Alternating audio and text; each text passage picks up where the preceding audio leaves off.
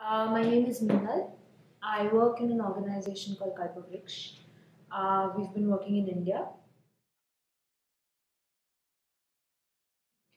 So we have been working a lot with communities and generally on issues of how they manage their natural resources, looking at ways and means in which the community management of natural resources can get a prominent place in policy making. But what we have also realized, and it's something that we've realized through the process of our work, is that it has to be holistic. It can't be just about conservation, but the way there is a direct clash between the worldviews of the people who we work with and the policymakers in terms of what the policymakers see as development and what communities see as their natural progression and how environments should be managed. And I think our work, while focusing on policies and similar things, lack that component. And we ourselves in our own lives are looking at how is the current model of development really what would help the earth and people living on earth, or we need to listen to different communities who are talking about different things and saying this is not the model that we want.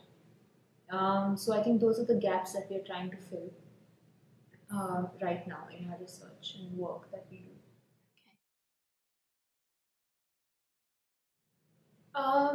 To me personally, and in the work that I do, I think that transformations are journeys and processes. They're always taking place. They don't necessarily have a beginning or an end. Um, but I think there are moments in which people break out through cycles of injustices or cycles of unsustainability and move towards a different direction, which is kind of holistic. And I think it's a process, so it keeps happening, it keeps going down, but that's how it evolves. I think I would like to see more collaborations happening between not just researchers and communities, but also um, common people who are not really clued into um, what the research language around environmental issues is, but are living and need to be addressed, which I think are I think they are the audience that nobody is reaching out to, especially in cities in the developing context.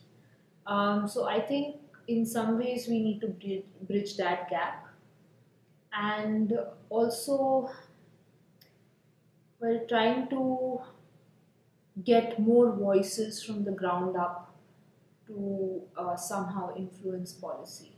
Those are they are happening, but they are not talking to each other. And if that starts happening, then I think there would be a bigger um, movement of sorts where it could influence the current paradigm of development, which is unsustainable.